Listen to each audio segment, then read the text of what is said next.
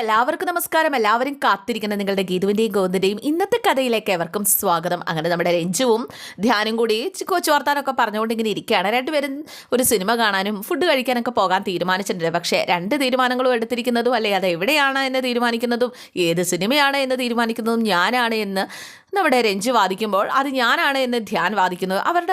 അവസാനം അവരുടെ ആ വഴക്കുകൾക്കൊടുവിൽ രണ്ടുപേരും കൂടെ കെട്ടിപ്പിടിച്ചുകൊണ്ട് ഇങ്ങനെ നിൽക്കുകയാണ്. റൊമാൻസ് വർക്കൗട്ട് ചെയ്ത് ഒരു ഉമ്മയൊക്കെ കൊടുക്കാനുള്ള ആ ഒരു സമയത്താണ് വിജയലക്ഷ്മി പുറത്തുനിന്ന് അകത്തേക്ക് കയറി വരുന്നത്. ഈ കാഴ്ച കണ്ടുകൊണ്ടാണ് വിജയലക്ഷ്മി വരുന്നത്. വിജയലക്ഷ്മി പെട്ടെന്ന് ഞെട്ടിപ്പോയിട്ടോ. വിജയലക്ഷ്മി പെട്ടെന്ന് ഒന്ന് മുരടൊക്കെ ഒന്ന് അനക്കി. അപ്പോഴേക്കും ഇവർ പെട്ടെന്നൊക്കെ മാറി. അത് ധ്യാൻ്റെ കണ്ണിലൊരു വലിയ പൊടിയായിട്ടാണ് എന്നൊക്കെ ഇങ്ങനെ പറയുന്നുണ്ട്. പെട്ടെന്ന് രഞ്ജു അതൊരു നാണത്തിൽ എന്തൊക്കെയോ പറഞ്ഞൊപ്പിക്കാനുള്ള ശ്രമത്തിലാണ്. എന്തായാലും വിജയലക്ഷ്മി ആകെ സങ്കടത്തിൽ വന്നിരിക്കുകയാണ്.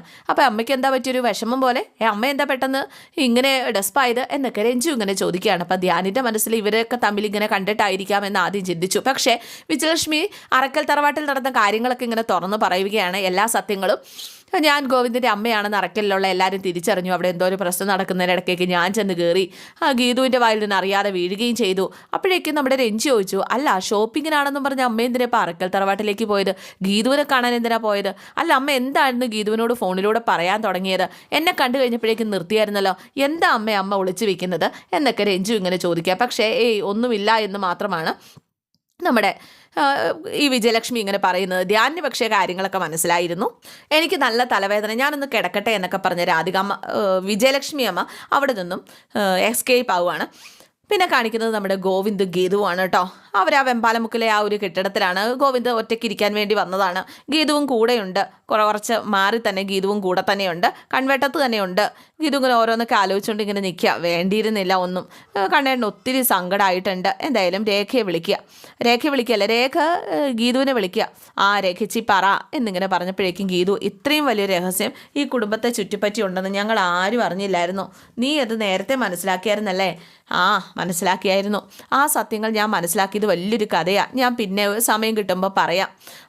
രഞ്ജുവിനോട് മോശമായിട്ട് പെരുമാറിയതും പറഞ്ഞതും ഒക്കെ ഓർത്ത് പ്രിയമോൾ ഇപ്പം കരയാം.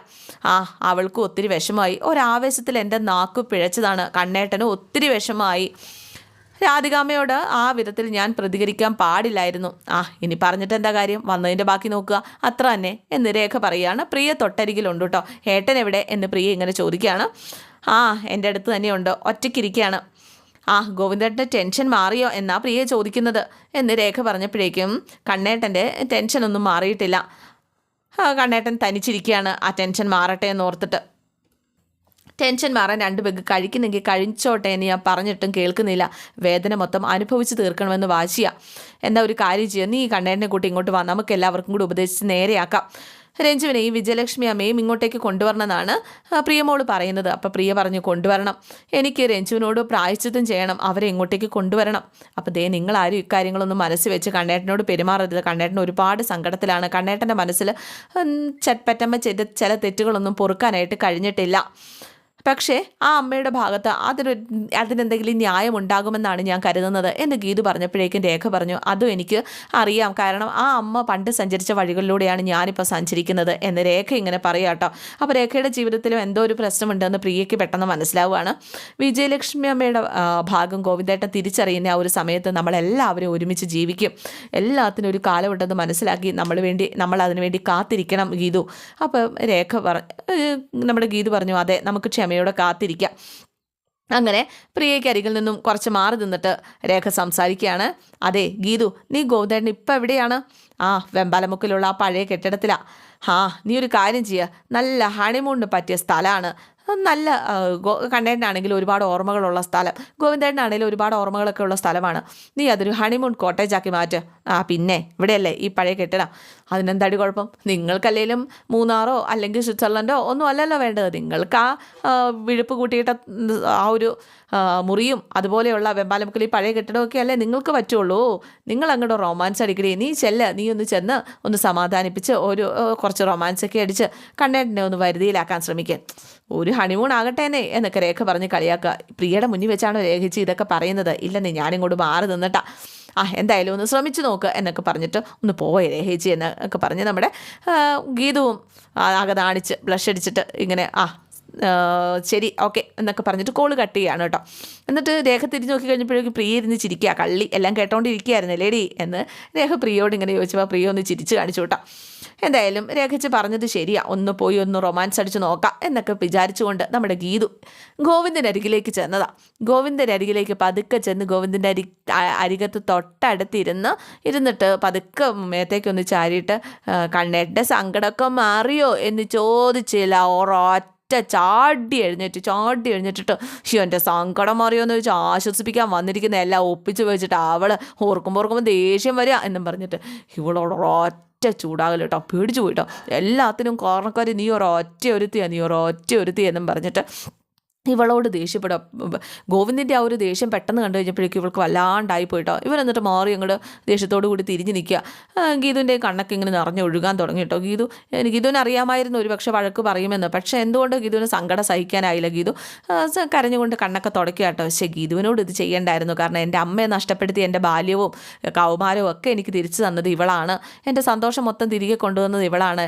ഞാനെന്ന മനുഷ്യനെ പുറത്ത് കൊണ്ടുവന്നത് ഇവളാണ്. പിന്നെ എന്താ വേണ്ടായിരുന്നു എന്നൊക്കെ ഓർത്തുകൊണ്ട് നമ്മുടെ ഗോവിന്ദ് ഇങ്ങനെ നിൽക്കുക. ഇതേ സമയം ഉണ്ടല്ലോ ഗീതു പതുക്കെ ആ ഒരു സങ്കടത്തിൽ ഗീതു എങ്ങോട്ടാ പോണേന്ന് പോലും അറിയാതെ ചുമ്മാ അതിലെ ഇങ്ങനെ നടക്കുകയാണ്. നടന്ന് ഗീതു ചെന്നത് ആ ഒരു കിഷോറിനെ കുഴിച്ചിട്ട കുഴിക്കരികിലാണ്. നട്ടപ്പാതിരിക്ക് കിഷോറിനെ കുഴിച്ചിട്ട് ആ വീടിൻ്റെ അടുത്ത് പോലും ആരും പോയി നിൽക്കത്തില്ല.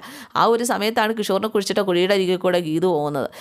അറിയാണ്ട് നടന്നു പോയതാണ് കേട്ടോ. പെട്ടെന്ന് എന്തോ കാലിൽ തട്ടി പെട്ടെന്ന് എന്നും പറഞ്ഞിട്ട് അവൾ കാല് വലിച്ച് താഴേക്ക് നോക്കിക്കഴിഞ്ഞപ്പോഴാണ് ആ ഇൻഹെയിലർ ഇത് അജാസിക്കയുടെ ഇൻഹെയിലർ അല്ലേ, ഇതാണോ?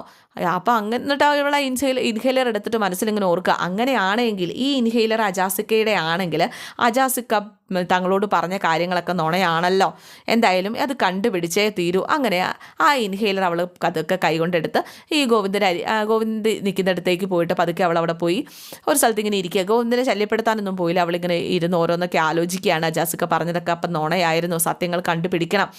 ഇതേ സമയം ഗീതു സങ്കടപ്പെട്ടിരിക്കുകയാണെന്ന് വിചാരിച്ചിട്ട് ഗീതു ഇപ്പോൾ ഓർത്തുകൊണ്ട് ഇരിക്കുന്നത് ഇതാണ് കേട്ടോ. പക്ഷേ ഗീതു ശരിക്കും സങ്കടമായി എന്നൊക്കെ ഓർത്തുകൊണ്ട് ഗോവിന്ദ് പതുക്കെ ഗീതുവിന് അരികിലേക്ക് ചെല്ലാം. ഗീതു പെട്ടെന്ന് ആ ഇൻഹേലർ അങ്ങ് ഒളിപ്പിച്ച് വെച്ചു കേട്ടോ. അതെ, എനിക്ക് പെട്ടെന്ന് ദേഷ്യം വന്നു, പെട്ടെന്ന് വട്ടുപിടിച്ച പോലെ ആയിപ്പോയി, അതുകൊണ്ടാണ് ഞാൻ അങ്ങനെയൊക്കെ പറഞ്ഞത്. I am really sorry. അപ്പോഴേക്കും ഗീതു പറഞ്ഞു, എന്നോട് കണ്ണേട്ടൻ സോറി ഒന്നും പറയണ്ട, കണ്ണേട്ടൻ്റെ മാനസികാവസ്ഥ എനിക്ക് മനസ്സിലാകും. ഞാൻ തെറ്റ് ചെയ്ത ആളാണ്. കാരണം കണ്ണേട്ടനൊന്ന് തല്ലിയാൽ പോലും എനിക്ക് കുഴപ്പമില്ല. ഇതേസമയം നമ്മുടെ ഗോവിന്ദൻ്റെ മനസ്സിലേക്ക് കടന്നു വന്നത് അനാർക്കലി പറഞ്ഞത് വിജയലക്ഷ്മി അമ്മയെ പോലെയാണ് താനെന്ന് പറഞ്ഞില്ലേ, ആ കാര്യമൊക്കെ ഓർത്തിട്ടാണ് ഇവൻ ഈ ദേഷ്യത്തോടു കൂടി സംസാരിച്ചത്. എനിക്ക് പെട്ടെന്ന് ദേഷ്യം വന്നതാണ്. എന്നെ പറ്റിയ ആ സ്ത്രീയുടെ ഗുണങ്ങളോ ദോഷങ്ങളോ ഒക്കെ ചിലപ്പോൾ എൻ്റെ ഈ ഒരു സ്വഭാവത്തിലേക്ക് കടന്നു വരും. എൻ്റെ അച്ഛൻ്റെ സ്വഭാവമാണെങ്കിൽ ഒരിക്കലും ഞാൻ ഇങ്ങനെയൊന്നും അല്ല. ഞാൻ അറിയാണ്ട് ദേഷ്യപ്പെട്ട് പോയതാണ്. ഞാൻ കർക്കശക്കാരനായി പോയത് എൻ്റെ ആ പെറ്റ സ്ത്രീയുടെ അമ്മ എന്ന് പറയുന്നില്ല, എന്നെ പ്രസവിച്ച ആ സ്ത്രീയുടെ ആ ഒരു സ്വഭാവം എൻ്റെ വന്നതുകൊണ്ടാണ് ഞാൻ കർക്കശക്കാരനായി പോയത് എന്ന് ഇന്നൊരാളെന്നോട് പറഞ്ഞു. അതെല്ലാം കൂടെ കേട്ടപ്പോൾ എനിക്ക് ദേഷ്യം വന്നുപോയി. ആ സ്ത്രീയെ പോലെ ചിലപ്പോൾ ഞാൻ ക്രൂരമായിട്ട് കണ്ണിച്ചോരയില്ലാതെ പെരുമാറാറുണ്ട്. ആ ഒരു ആവേശത്തിൽ പുറത്ത് പറഞ്ഞു പോയതാ, സോറി എന്നൊക്കെ പറഞ്ഞിട്ട് അവളുടെ കൈയെടുത്ത് ചേർത്ത് പിടിക്കുകയാണ്.